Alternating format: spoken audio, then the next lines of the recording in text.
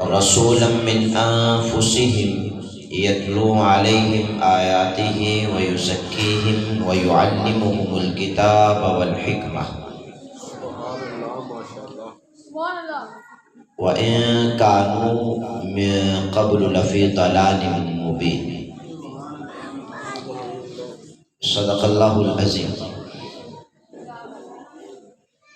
إن الله وملائكته يصلون على النبي يا أيها الذين آمنوا صلوا عليه وسلموا تسليما. الصلاة والسلام عليك يا رسول الله وعلى آلك وأصحابك يا حبيب الله. الصلاة والسلام عليك يا رسول الله وعلى آلك وأصحابك يا خاتم النبيين. الصلاة والسلام عليك يا رسول الله وعلى آلك وأصحابك يا شفيع المذنبين. محتشم مکرم قابل صد احترام اسٹیج کی زینت علماء ذوی الاحتشام اور دیگر ساتھیوں، السلام علیکم ورحمۃ اللہ وبرکاتہ۔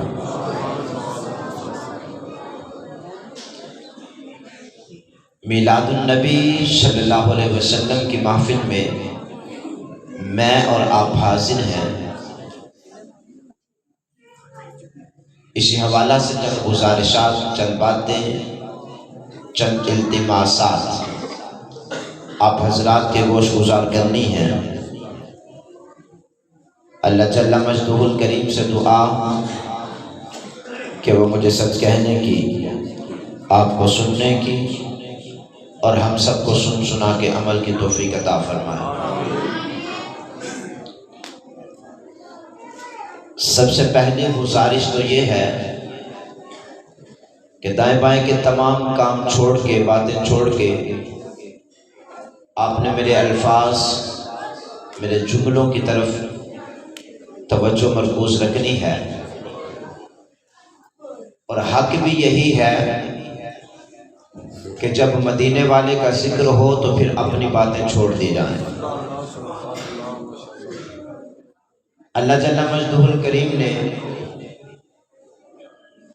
کریم آقا علیہ السلام کے ہر تعلق کو، ہر نسبت کو مقام، عزت اور بلندی عطا فرمائی ہے۔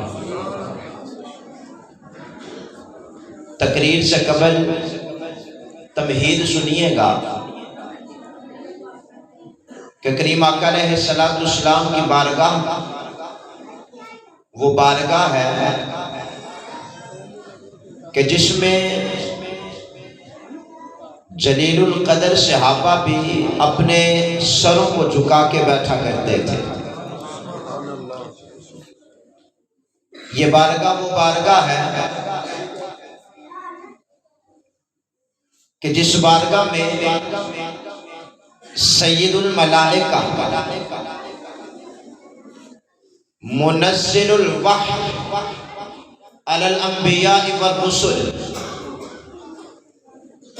حضرت جبریل امی بھی آئے تو اجازت لے کے آتے ہیں، اور جب آقا علیہ السلام کی بارگاہ میں بیٹھتے ہیں فَأَسْنَدَ رُكْبَتَيْهِ إِلَىٰ رُكْبَتَيْهِ تو دوسانو ہو کے مصطفیٰ کی بارگاہ میں بیٹھتے ہیں۔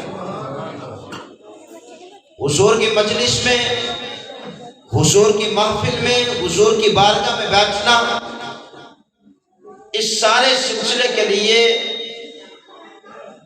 سب سے اہم چیز ادب ہے، سب سے اہم چیز احترام ہے کہ جس نے احترام کو ملحوظ نظر رکھا، کریم آقا علیہ السلام کی بارگاہ سے نوازا بھی اسے ہی جاتا۔ تو آپ آقا علیہ السلام کی نگاہ نبوت میں ہیں، آپ آقا علیہ السلام کی نگاہ رسالت میں ہیں، میرا یقین ہے اور میرا ایمان ہے، میرا عقیدہ ہے اور بڑا پختہ عقیدہ ہے کہ آپ ایسے ہی نہیں بیٹھے، یا آپ کا بیٹھنا رائے گا نہیں ہے، بلکہ کریم آقا علیہ الصلوۃ والسلام کی حدیث پاک کا مفہوم ہے کہ جو بندہ رب کے ذکر کے لیے بیٹھتا ہے، جو بندہ اپنے نبی کے ذکر کے لیے بیٹھتا ہے، اللہ تبارک و تعالیٰ کے نورانی فرشتے اس کے ارد گرد، اس کے سر پہ اور اس کے قدموں کے نیچے اپنی رحمتوں کے پروں کو بچھا دیتے ہیں۔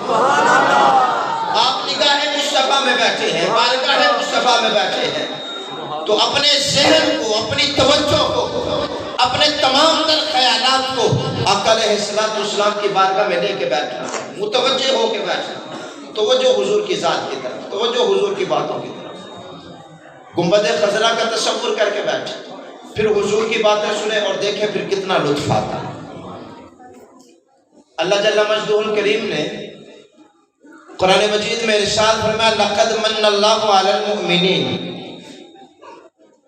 بلا شبہ یہ تحقیق ہے اور تحقیقی بات ہے، اللہ جل مجدہ الکریم نے بالعموم ساری کائنات پہ اور بالخصوص مومنین پہ اپنا خاص فضل فرمایا، احسان فرمایا۔ اب احسان کیسے فرمایا اور کب فرمایا؟ اذ بعث فیہم رسولا من انفسہم، فرمایا کہ ان کو اپنا پیارا حبیب عطا فرما دیا، اپنا رسول ان کو عطا فرما دیا، یتلو علیہم آیاتی ویزکیہم وَيُعَلِّمُهُمُ الْكِتَابَ وَالْحِكْمَةَ۔ اب آگے آقا علیہ السلام کو بیچنے کا مقصد بیان کیا کہ میں نے اپنے نبی کو کیوں بھیجا، میں نے اپنا رسول تمہیں کیوں عطا کیا۔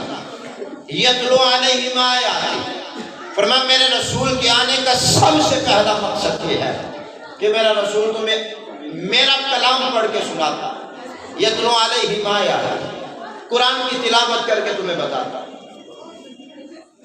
وَيُزَكِّيهِمْ، میرے رسول کے آنے کا دوسرا بڑا مقصد یہ ہے کہ میرا رسول تمہارے دلوں کو صاف کرتا، تمہارے سینوں کو صاف کرتا۔ وَيُعَلِّمُهُمُ الْكِتَابَ، میرے رسول کے آنے کا تیسرا بڑا مقصد یہ ہے کہ میرا رسول تمہیں کتاب کی تعلیم دیتا ہے، قرآن سکھاتا ہے۔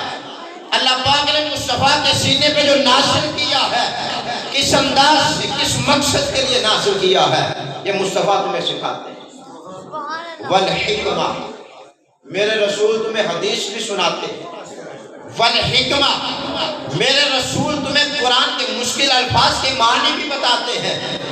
والحکمہ، فرمایا میرے رسول کے آنے کا مقصد یہ ہے کہ بھولے ہوئوں کو خدا کے راستہ بتانے میرے مصطفیٰ تھے۔ والحکمہ، میرے رسول تمہیں زندگی گزارنے کا سلیقہ سکھانے کے لیے آئے۔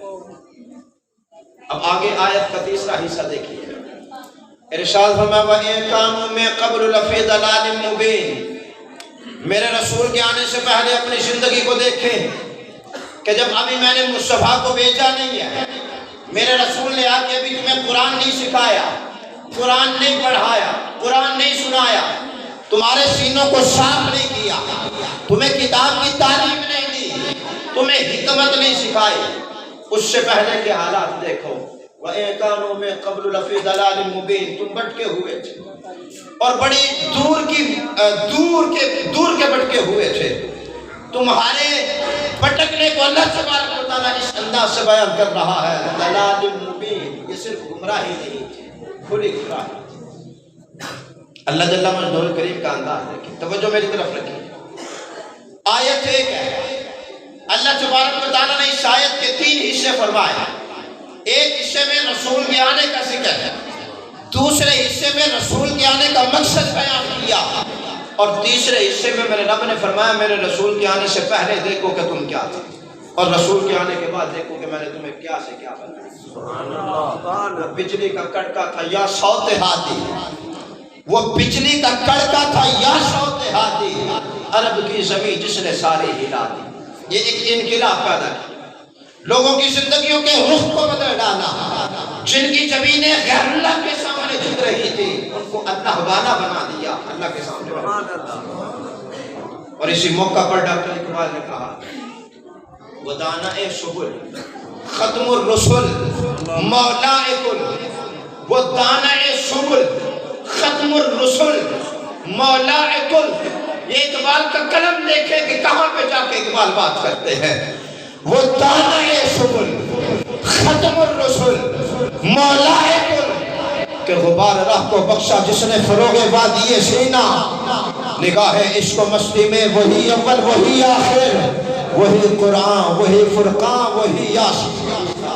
نعرہ تکبیر، نعرہ رسالت، نعرہ حیدری، تاجدار ختم نبوت. ذرا زور لاؤ، تاجدار ختم نبوت، تاجدار ختم نبوت، تاجدار ختم نبوت. کہ غبار راہ کو بخشا جس نے فروغ وادی سینا. اس لفظ کو سمجھے، اس جملے کو سمجھے، اس مصرع کو سمجھے کہ اقبال اپنی شاعری میں کیا بیان کر رہا ہے. وہ دانا سبل، راستوں کو جاننے والا، راستوں کو جاننے والا. اور وہ راستہ کیسا جانتا ہے؟ جس راستے پہ کوئی نہیں چلا اس راستے پہ مصطفیٰ چل کے پھراتا ہے. وہ دانا سبل ختم الرسل، اللہ نے جس کے سر پہ ختم نبوت کا تاج پہنایا ہے، ختم معصومیت کا تاج پہنایا ہے. اقبال اس نبی کی بات کر رہا ہے. دانا سبل ختم الرسل مولا کل. فرمایا وہ سب کے مولا ہے، وہ سب کے مولا ہے. مولا کل اقبال نے کہا ہے. وَمَا أَرْسَلْنَاكَ إِلَّا رَحْمَةً لِّلْعَالَمِينَ کا ترجمہ اقبال نے کیا ہے. وَمَا أَرْسَلْنَاكَ إِلَّا كَافَةً لِّلنَّاسِ کا ترجمہ اقبال نے کیا ہے. مولا کل میرے مصطفیٰ کو کہا ہے. اور مولا کل کیا ہے؟ خدا کے بعد، خدا کے بعد، جس کو ایک مختصر انداز میں کہا جاتا ہے بعد از خدا بزرگ تو ایک قصہ مختصر. مختصر بات یہ ہے کہ خدا کے بعد سب سے بڑی ذات اگر کسی کی ہے تو وہ مصطفیٰ. بعد از خدا بزرگ تو ایک. وہ بار راہ کو بخشا جس نے فروغ وادی سینا. اسی پر رہ کے کلام کرنا. یہ غبار راہ کیا تھی؟ یہ فروغ وادی سینا کیا ہے؟ یہ بخشا کس نے ہے اور کیا بخشا ہے؟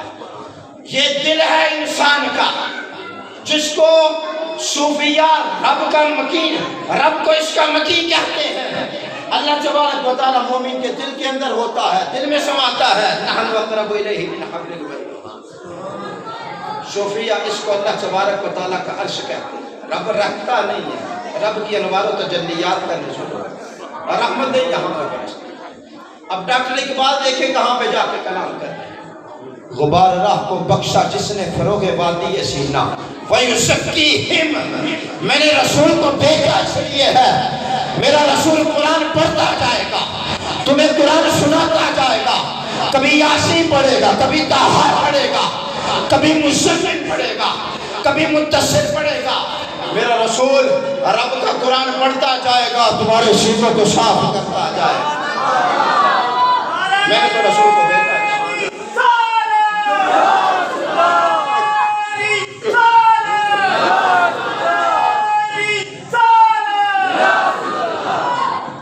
تزکیہ نفس کی اقبال بات کرتے ہیں. یہ دلوں کو صاف کرنا میرے رسول جیسا کسی نے صاف کیا. وہ عرب کے لوگ جنہوں نے ذرا ذرا سی باتوں پہ تلواریں بے نیام کی، جو چھوٹی چھوٹی باتوں پہ بڑے بڑے جھگڑے بنا لیا کرتے تھے، جن کے سینوں میں شرک تھا، کفر تھا، جن کی زمینیں غیر اللہ کے سامنے جھک رہی تھی. جس خدا نے پیدا کیا تھا اس خدا کو لوگوں نے بلا دیا تھا. جن کے سینوں میں، دلوں کے اندر نفرت تھی، حسد تھا، کینہ تھا، بغض تھا، یہ سارا کچھ تھا. ان کے سینوں کو میرے رسول نے ید اللہ والے گوڑے گوڑے ہاتھوں سے صاف کیا. رسول آیا. غبار راہ کو بخشا جس نے فروغ وادی سینا. اس دل میں خدا بستا، اس دل میں خدا کا مصطفیٰ بستا، اس دل میں مصطفیٰ کے صحابہ بستے ہیں، اس دل میں مصطفیٰ کے اہل بیت بستے ہیں، مصطفیٰ کی امت کے ائمہ بستے ہیں۔ کس لیے بستے ہیں؟ کہ اس دل کو مصطفیٰ نے صاف کیا۔ وَيُزَكِّيهِمْ، توجہ رکھیے گا، میرے رسول تزکیہ نفس کے لیے ان دلوں کو صاف کرنے کے لیے سب سے بڑا مقصد۔ اب یاد رکھیے گا، اللہ تبارک و تعالیٰ کے حضور جب حضرت ابراہیم نے دعا مانگی تو انہی الفاظ کے ساتھ رب نے بھیجا، تو انہی الفاظ کے ساتھ مصطفیٰ کو بھیجا۔ اللہ تبارک و تعالیٰ کے حضور دعا مانگی گئی کہ رسول کو بھیجنا اس لیے، اللہ نے وہ دعا قبول کی اور بھیجا بھی اسی مقصد کے لیے۔ کیا تھے ہمارے دل؟ وَإِن كَانُوا مِن قَبْلُ لَفِي ضَلَالٍ مُبِينٍ۔ میں نے صرف تزکیہ نفس پہ بات کی، دلوں کو صاف کرنا، میل نہیں، کچیل نہیں، حسد نہیں، بغض نہیں، کینہ نہیں، یہ دل محبت والا بنایا میرے رب، یہ سینہ نفرت کے لیے نہیں پیار کے لیے بنایا میرے رب۔ اسی پر رہ کے کلام کرنا ہے کہ مصطفیٰ نے صاف کیسے۔ میرے رسول کے قلب اطہر پہ اللہ پاک نے قرآن نازل کیا۔ آپ جانتے ہیں قرآن کے نزول سے پہلے مصطفیٰ کے ساتھ کیا معاملہ پیش آیا؟ ابھی قرآن کا لفظ اقرا بھی نازل نہیں ہوا۔ اقرا بسم ربک الذی خلق، پہلی وحی۔ اللہ نے اپنے حبیب کو پاک اور صاف رکھا، بالکل پاک اور صاف رکھا ہے، کوئی کسی قسم کی نجس مصطفیٰ کے قریب نہیں ہے۔ لیکن پھر بھی پاک ہونے کے باوجود میرے رسول کے ساتھ معاملہ کیا؟ اللہ تبارک و تعالیٰ نے اپنے حبیب کو اعلان نبوت سے پہلے، قرآن کی عطا سے پہلے ان کے دل کو چیرا، ان کے دل کو صاف کیا۔ یہ رب اپنے رسول کا تزکیہ فرما رہا ہے جو پہلے بھی فرما چکا تھا، پہلے بھی فرما چکا تھا، پہلے بھی فرما چکا تھا۔ میرا رب اپنے رسول کا دل دھو رہا ہے، دل صاف کر رہا ہے، جو کہ پہلے ہی بڑا صاف تھا۔ میرے رب نے اپنے رسول کے سینے کو صاف کیا، دل کو صاف کیا۔ یہ انسانیت کے لیے ایک درس تھا، وگرنہ مصطفیٰ کا دل تو پہلے ہی بڑا پاک تھا۔ 3 دفعہ میرے رسول کے دل کو چاک کیا گیا، صاف کیا گیا، بند کیا گیا۔ 3 دفعہ صاف کرنے کے بعد میرے رب نے ارشاد فرمایا اقرا بسم ربک الذی خلق، اقرا بسم ربک الذی خلق، خلق الانسان من علق، اقرا وربک الاکرم الذی علم بالقلم علم الانسان ما لم یعلم۔ فخر الدین رازی نے یہاں پہ قلم اٹھایا ہے، دل کی تختی پہ یہ بات لکھ کے لے کے جائیں۔ فخر الدین رازی نے یہاں پہ قلم اٹھایا ہے، فرمایا مصطفیٰ کا دل تو پہلے ہی بڑا صاف تھا، پھر رب نے چیرا کیوں، دھویا کیوں، سیا کیوں، بعد میں کیوں قرآن نازل کیا؟ فرمایا اللہ قیامت تک آنے والے انسانوں کو بتانا چاہتا تھا، ایک اصول بتانا چاہتا تھا، اصول بنانا چاہتا تھا۔ لوگوں، دلوں کے اندر ہدایت اور قرآن اس وقت تک آ ہی نہیں سکتا جب تک سینوں کو صاف۔ تاجدار ختم نبوت، تاجدار ختم نبوت، تاجدار ختم نبوت، تاجدار ختم نبوت۔ اس سینے کو صاف کیا گیا جو کہ پہلے ہی صاف تھا، پہلے ہی صاف تھا، دھویا گیا۔ یہ رسول اللہ کے لیے نہیں ہے، یہ ہمیں بتانے کے لیے ہے، یہ ہمیں دکھانے کے لیے ہے۔ آنے والی نسلوں کو یہ ایک سبق تھا، جب تک دل صاف نہیں کرو گے اللہ کے انوار و تجلیات اس دل پہ نازل نہیں ہو سکتا، قرآن سمجھ میں آ ہی نہیں سکتا۔ بڑی بڑی محفلیں کرواتے رہو، زندگیاں گزر جائیں، داڑیاں سفید ہو جائیں، کمرے ٹوٹ جائیں، بوڑھی ہو جائیں، جب تک دل صاف نہیں کرو گے ان محفلوں کا بھی ثواب نہیں ہوگا، ان محفلوں کا بھی فائدہ نہیں ہوگا۔ اللہ کے انوار و تجلیات کا نزول تب ہوتا ہے جب اس دل کے اندر محبت، نفرت کو نکالا جاتا ہے، پیار کو بڑھا جاتا ہے۔ رسول اللہ صلی اللہ علیہ وسلم کا فرمان چلتا، میرے رسول نے ارشاد فرمایا کہ انسان کے جسم کے اندر ایک گوشت کا ایسا ٹکڑا ہے، ان صلحت الجسد كله وإن فسدت القلب كله جسد كله۔ میرے رسول ارشاد فرمایا انسان کے جسم کے اندر گوشت کا ایک ایسا ٹکڑا ہے، اگر وہ گوشت کا ٹکڑا درست ہے تو سارے کا سارا انسان ہدایت یافتہ ہے۔ اگر وہ گوشت کا ٹکڑا، گوشت کا لوتھڑا وہ درست نہیں ہے تو انسان کبھی بھی درست نہیں ہو سکتا۔ آگے سنیے گا میرا رسول کیا ارشاد فرمایا، الا وہی القلب، الا وہی القلب، الا وہی القلب۔ میرا رسول نے ارشاد فرمایا، جانتے ہو میں کس کی بات کر رہا ہوں؟ وہی القلب، میرا رسول ارشاد فرمایا میں دل کی بات کر رہا ہوں۔ اگر دل انسان کا صاف ہے، اگر دل کے اندر نفرت نہیں ہے، بغض نہیں ہے، حسد نہیں ہے، کینہ نہیں ہے، عداوت نہیں ہے، اگر انسان کا دل صاف ہے تو اللہ کے انوار و تجلیات کا نزول انسان کے دل کے اوپر ہوتا ہے، سارے کا سارا انسان پاک ہو جاتا ہے۔ رسول اللہ کس مرتبے پہ فائز ہے، کس مرتبے پہ فائز ہے؟ خاتم النبیین ہے، خاتم الرسل ہے، سید الانبیاء ہے، امام الانبیاء ہے، دل کس حد تک پاک اور صاف ہے، لیکن پھر بھی چیرا گیا انسانوں کو ہدایت دینے کے لیے، انسانوں کو بتانے کے لیے، ان کو تعلیم دینے کے لیے، ان کو درس دینے کے لیے کہ دل صاف ہو تو پھر ہی ان چیزوں کا فائدہ ہو۔ اب آگے چلتے ہیں، ایک واقعہ آپ کو سناتے ہیں حدیث پاک۔ انس بن مالک راوی ہیں، پیر صاحب کی آمد ہونے والی ہے، وہ تشریف لا چکے ہیں، لیکن ان سے پہلے آپ ہماری گفتگو بھی تو سنیں نا۔ آقا علیہ السلام کے بڑے پیارے صحابی حضرت انس بن مالک، وہ اس حدیث کے راوی ہیں۔ شعب الایمان کے اندر امام بیہقی نے اس حدیث کو لکھا ہے۔ مسند امام احمد بن حنبل کے اندر میرے رسول کا یہ فرمان موجود ہے۔ معجم الکبیر کے اندر امام طبرانی نے اس کو لکھا ہے۔ معجم الاوسط کے اندر بھی یہ فرمان موجود ہے، الفاظ ذرا مختلف ہیں۔ انس بن مالک کہتے ہیں میرے رسول تشریف فرما ہے، ساتھ میں آقا علیہ السلام کے صحابہ تشریف فرما۔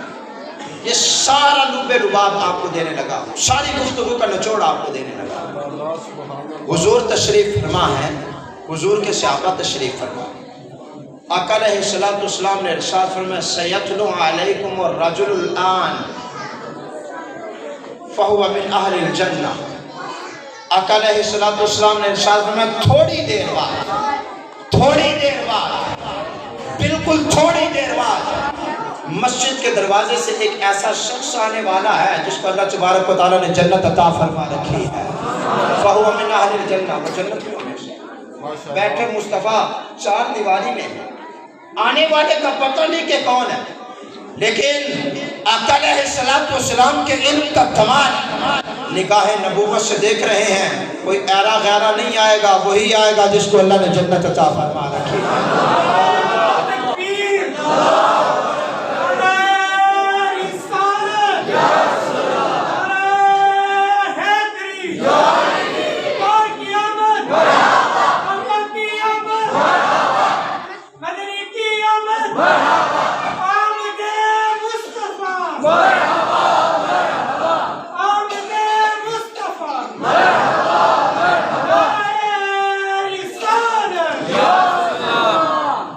فرمانے والا جو ہوگا ابھی حضور نے دیکھا نہیں، وہ نگاہ نبوت سے دیکھ رہے ہیں، وہ الگ بات ہے۔ میرے رسول نے سامنے نہیں دیکھا، فرما دیا جو آئے گا وہ جنتی ہے۔ اب آگے اعتراض نہیں آیا، حضور بن دیکھے کیوں بتایا؟ کیونکہ آگے صدیق و عمر تھے، عثمان و علی تھے، طلحہ و زبیر تھے، ابو ہریرہ و طلحہ تھے، سامنے صحابی بیٹھے ہیں۔ کسی نے سوال نہیں کیا حضور بن دیکھے، کسی نے اعتراض نہیں کیا بغیر دیکھے کیسے بتا سکتے، بلکہ یقین تھا۔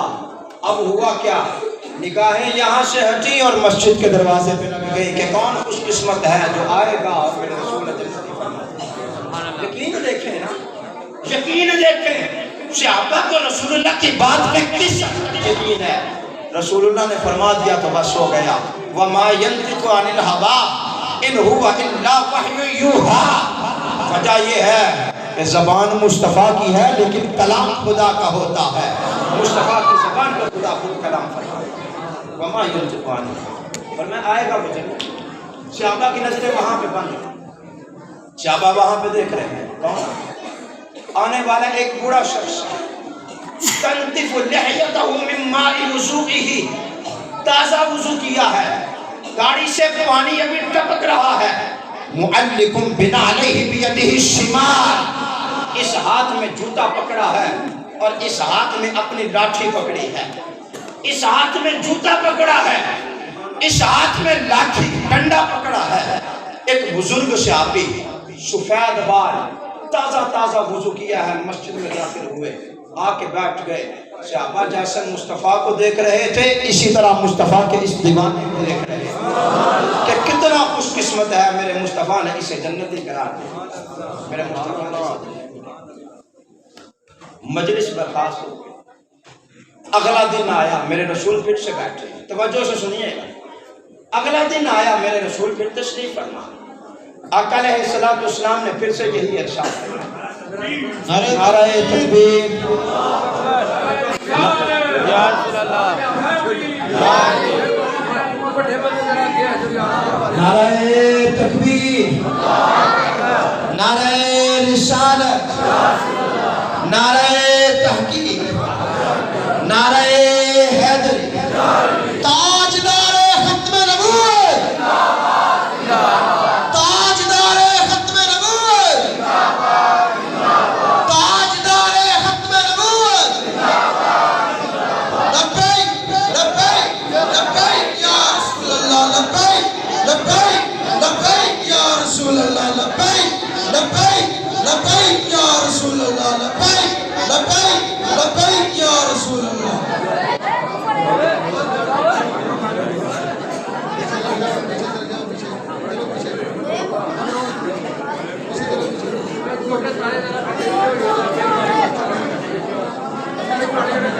بچوں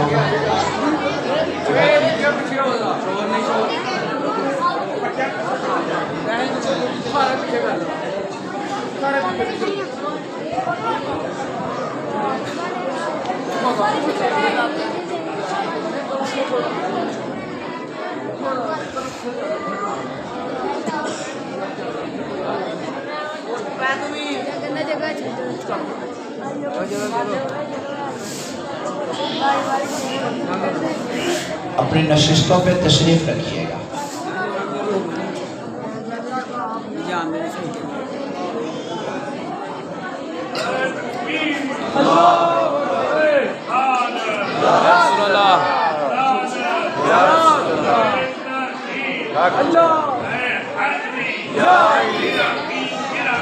چند پیر چند پیر چند پیر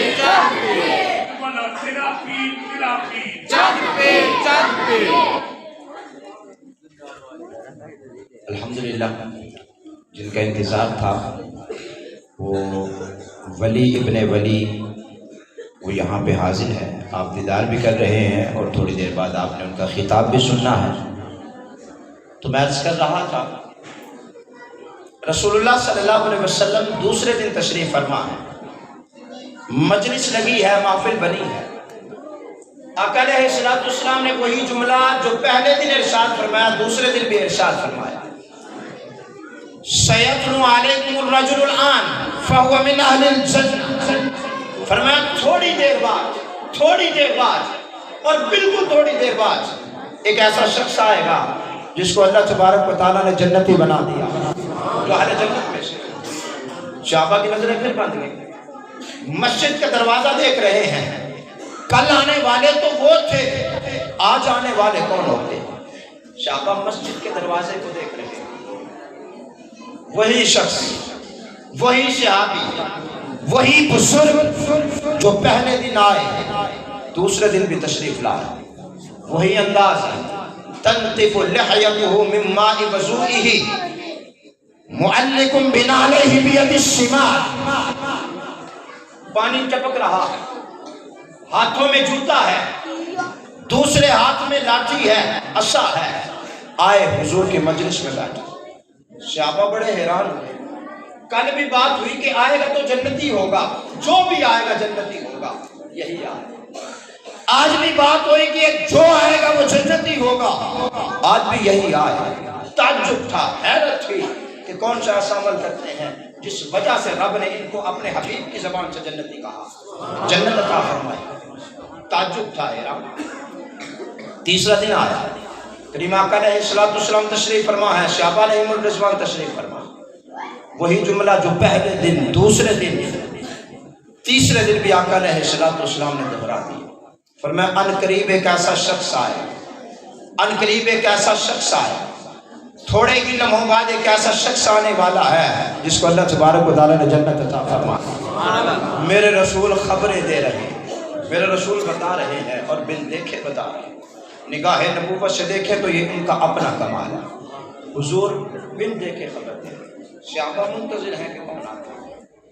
وہی صحابی جو پہلے دن آئے، دوسرے دن آئے، پھر تیسرے دن آئے، حضرت عبداللہ بن عمر رضی اللہ تعالیٰ عنہ حضور کے جوان سے آتے ہیں۔ توجہ میری طرف رکھیے گا، کہتے ہیں کہ ہم متعجب ہوئے، خاص طور پہ مجھے حیرت ہے کہ ایسا کیا، پہلے دن جنتی کہا تو یہی آئے، دوسرے دن جنتی کہا تو یہی آئے، تیسرے دن جنتی کہا تو یہی آئے۔ میرے دل میں ایک خیال آیا، میرے دل میں ایک لالچ سا آیا، ہرس سا آیا، میں دیکھوں تو صحیح ان کے عمل کیا ہے، جن عملوں کی وجہ سے میرے رب نے ان کو جنتی کہا اور اپنے حبیب کی زبان سے میں دیکھنا چاہتا ہوں۔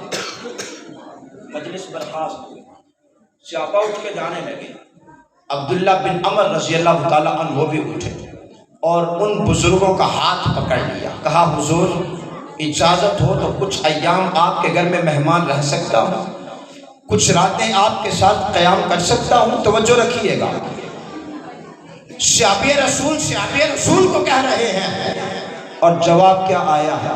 فرمایا یہ میرے لیے احساس کی بات ہے کہ میں اپنے حبیب کے ایک صحابی کی دعوت بھی کروں گا اور مہمان نوازی بھی کروں گا۔ تیار ہوئے، گھر میں پہنچے، دن گزر گئے، رات کا وقت آیا، عشاء پڑھ لی۔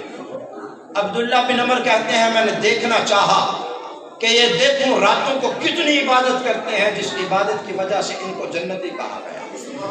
رات، عشاء، سارا کچھ ہو گیا، بستر بچھ گیا، میرا بھی بستر لگ گیا، مجھے بستر دے دیا گیا۔ اب میں نے سونے کا ایک بہانہ سا کر لیا، میں بستر کی اوڑ سے دیکھ رہا تھا کہ یہ کیا کرتے۔ میں نے دیکھا میں سویا، وہ بھی سو گئے، اٹھ کے دیکھتا رہا، وہ بھی سوئے رہے، کوئی عبادت نہیں کی۔ وہی میں تہجد کے وقت اٹھا، وہ بھی تہجد کے وقت اٹھے، دونوں اٹھے، دونوں نے نماز ادا کی۔ آقا علیہ السلام کے پیچھے جا کے نماز فجر ادا کی۔ رات گزر گئی۔ عبداللہ بن عمر کہتے ہیں میں نے سوچا شاید پہلی رات ہے، کوئی تھکاوٹ ہو گئی ہوگی یا میری وجہ سے کوئی عمل نہیں کیا ہوگا، چلو کل دیکھ لیں۔ کل آئی، عشاء پڑھی، سو گئے، تہجد پڑھی، مصطفیٰ کے پیچھے نماز فجر ادا کی، وہی معمول۔ تیسری رات آئی، کہا چلو آج بھی دیکھ لیتے ہیں، عشاء پڑھی، سو گئے، تہجد پڑھی، مصطفیٰ کے پیچھے جا کے فجر پڑھی۔ اب عبداللہ بن عمر جوان صحابی ہیں، ایک بزرگ صحابی کے عمل کو دیکھنے کے لیے اس کے پاس چہ رہے ہیں۔ جاسوسی نہیں ہے، یہ ایک ہرس ہے کہ جو وہ کرتے ہیں کاش میں بھی وہ عمل کروں۔ فاستبقوا الخیرات، یہ ایک لالچ تھا، ہرس تھا، طمع تھی نیک عملوں کے اندر بڑھنے کی۔ تیسری رات بھی گزر گئی، جب دن چڑھا نا، عبداللہ بن عمر کہتے ہیں حضور مجھے اجازت دیجیے، میں اب جانا چاہتا ہوں۔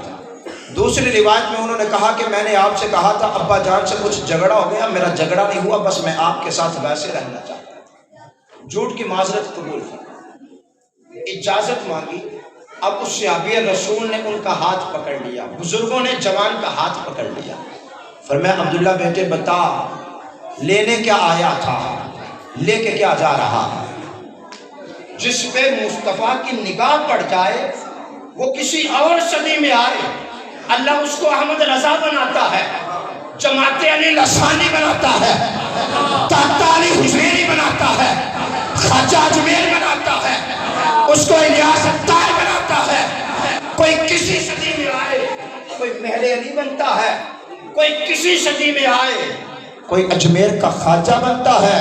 جو مصطفیٰ کی صدی میں پیدا ہوا اس کو مصطفیٰ کی نگاہ کا کوئی مصطفیٰ کی نظر تھی ان صحابہ پر، وہ بھی دلوں کی کیفیت کو جانتے تھے، آنے والا کس لیے آیا ہے، کیا لینے آیا ہے، کیا دینے جا رہا ہے۔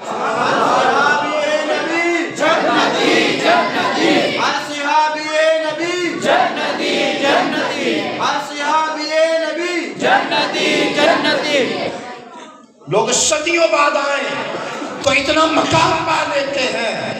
بزرگ صحابی حضور کے قدموں میں بیٹھے تو ان کو یہ کشف کیوں نہ ہو کہ دلوں کے اندر کیا ہے، وہ راز کیوں نہ جانے کہ دلوں کے اندر کیا ہے۔ ہاتھ پکڑ لیا، بیٹا کس لیے آئے، کیوں آئے، بتاؤ نا، خیریت سے آئے؟ کہا کچھ نہیں، بس ایسے ہی آیا تھا، جا رہا ہوں، مہمان نوازی کی شکریہ۔ فرمایا عبداللہ بیٹے ایسے اب آئے ہو تو بزرگوں کی بارگاہ سے کچھ لے کے جاؤ، اب آئے ہو تو بزرگوں کی بارگاہ سے کچھ لے کے جاؤ، ہمارے پاس جو کچھ ہے وہ ہم تمہیں دے دیں۔ فرمایا عبداللہ سچ بتاؤ کیا لینے آئے؟ عبداللہ بن عمر کی آنکھوں سے پہلے آنسو نکلے، آنسو نکلے۔ کہا لینے یہ آیا تھا کہ کاش آپ کا وہ عمل دیکھوں جس عمل کی وجہ سے میرے رسول نے آپ کو جنتی کہا۔ پہلے دن ہم بیٹھے تھے، میرے رسول نے کہا آنے والا جنتی ہے، آپ آئے۔ دوسرے دن میرے رسول نے کہا آنے والا جنتی ہے، ہم منتظر رہے کہ کون آتا ہے، آپ آئے۔ عبداللہ بن عمر کہتے ہیں میرے رسول نے تیسرے دن کہا آنے والا جنتی ہے، ہم منتظر رہے کہ کون آئے، آپ آئے۔ 3 دن تک میرے رسول نے آپ کو جنتی کہا، بن دیکھے کہا۔ میرے دل میں حیرت، تعجب، سوچوں میں، خیالوں میں ایک انتشار تھا کہ کس وجہ سے جنتی کہا۔ میں دیکھنا چاہتا تھا کہ کون سا آپ کا عمل ہے جس وجہ سے میرے رسول نے آپ کو جنتی کہا، لیکن میں دن آپ کے ساتھ رہا، میں نے 5 نمازوں کے علاوہ، تلاوت قرآن کے علاوہ کچھ نہیں دیکھا۔ وہی معمول کے عمل جو میں کرتا ہوں آپ کرتے ہیں۔ میں سمجھتا تھا کہ آپ راتوں کو عمل کرتے ہوں گے۔ میں نے عشاء سے فجر تک دیکھا، تہجد کے علاوہ تو آپ کو کہیں پہ نظر نہیں دیکھی، کہیں پہ نظر نہیں پڑی کہ آپ کون سا عمل کر رہے ہیں۔ میں نے دیکھا جو ہم کرتے ہیں وہی آپ کرتے ہیں۔ پھر 3 دن میرے رسول نے جنت کی بشارت، ضمانت کیوں دی، آپ کو جنتی کیوں کہا؟ میں تو یہ دیکھنے کے لیے آیا تھا۔ ہاتھ پکڑا ہے، صحابی رسول کا نام بھی سن لیجئے گا، سعد بن ابی وقاص، سعد بن ابی وقاص، سعد بن ابی وقاص، بزرگ صحابی جن کو اس امت کا متقی کہا گیا، وہ کھڑے ہیں، ساتھ میں نوجوان صحابی عبداللہ بن عمر کھڑے ہیں۔ صحابی رسول نے صحابی رسول کا ہاتھ پکڑا ہے، فرمایا بیٹا یہ درس لیتے جاؤ، تعلیم لیتے جاؤ اور آنے والی نسلوں کو بتا دینا۔ اصل میں بات یہ ہے، جب میں رات کو بستر بچھاتا ہوں، سونے کا وقت ہوتا ہے، سارا کچھ بھول جاتا ہوں، رب کے حضور بستر کو مسلح بنا کے بیٹھ جاتا ہوں۔ میں اپنے رب سے ایک سودا کرتا ہوں، وہ سودا سنیے گا، میں اپنے رب سے ایک سودا کرتا ہوں، وہ سودا کیا ہے؟ میں اپنے رب سے کہتا ہوں اے اللہ میں نے اپنے دل کو صاف کیا، میں نے اپنے دل کو صاف کیا، میں نے اپنے دل کو صاف کیا، تیرے بندوں کو معاف کیا، اپنے دل کو صاف کیا، تیرے بندوں کو معاف کیا، اپنے حبیب کے صدقے تو بھی سعد کو معاف فرما دے۔ اور کہتے ہیں واللہ لا احسد، واللہ لا احسد، واللہ لا احسد لأحد من المسلمین، اللہ کی قسم اس چھوٹے سے دل میں کسی مسلمان بھائی کے لیے حسد نہیں ہے، نفرت نہیں ہے، کینہ نہیں ہے، بغض نہیں ہے۔ ہم جس سے بھی ملتے ہیں ماتھے پہ بھی مسکرا کے ملتے ہیں، دل سے بھی مسکرا کے ملتے ہیں۔ لا احسد لأحد من المسلمین۔ عمل دیکھیں،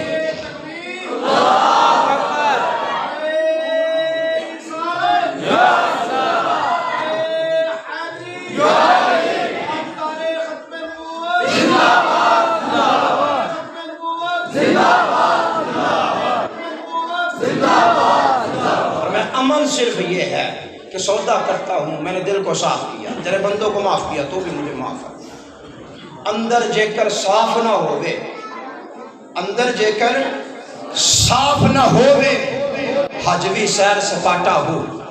اگر بندے کے دل کی دنیا نہیں بدلی، جتنی بھی زمینیں جھکا لے، جتنے بھی سجدے کر لے، جتنے بھی قیام کر لے، لمبے لمبے سجدے، لمبے لمبے رکوع، لمبے لمبے قیام اور خوبصورت آواز میں تلاوت قرآن، حج، عمرے، زکاتیں، جہاد، مجاہدے، ریاضتیں، راتوں کو بیٹھ کے مطالعہ کرنا، کہ اس وقت تک بندے کے دل پہ، بندے کی زندگی میں عمل درآمد نہیں ہوگا جب تک بندے کے دل میں مصطفیٰ کی محبت نہیں ہوگی۔ اور یہ محبت اس دل میں نہیں آتی جو دل گندا ہوتا ہے، یہ یاد رکھیے، یہ محبت اس دل میں نہیں آتی جو دل گندا ہوتا ہے۔ مصطفیٰ کی محبت ہے، اللہ گندے برتن میں ڈالتا ہی نہیں، یہ آتی اس دل میں ہے جس دل کو رب نے صاف کیا۔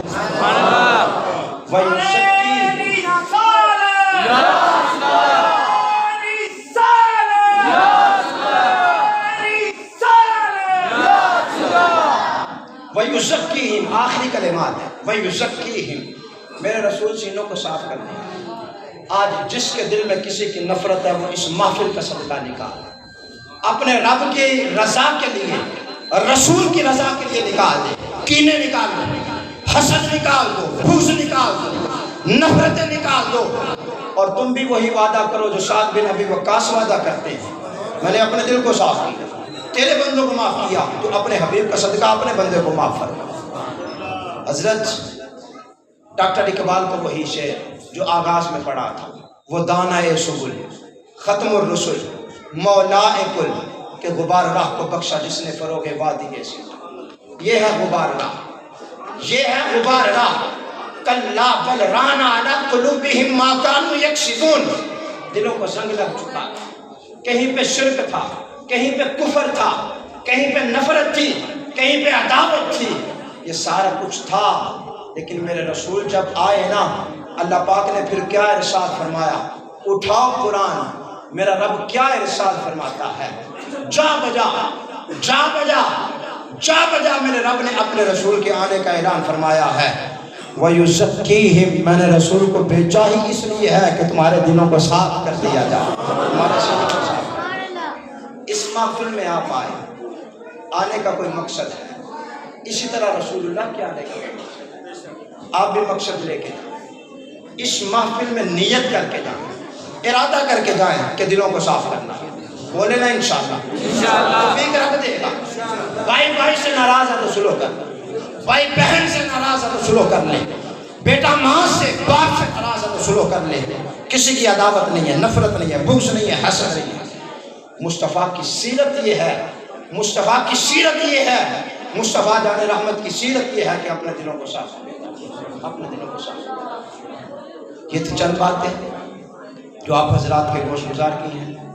اللہ جل مجدہ الکریم سے دعا کہ میرے جھوٹے بوٹے الفاظ جو میں نے رسول اللہ صلی اللہ علیہ وسلم کی بارگاہ میں اور بعد ازاں آپ کی بارگاہ میں پیش کی، اللہ تبارک و تعالیٰ ان کو قبول فرمائے، حضور کے وسیلے سے رب کی بارگاہ میں پیش کی، اللہ ان کو قبول فرمائے۔ اپنے دلوں کے اندر ان الفاظ کو اتاریے گا، ان جملوں کو، ان لفظوں کو اپنے دل کے اندر اتاریے گا۔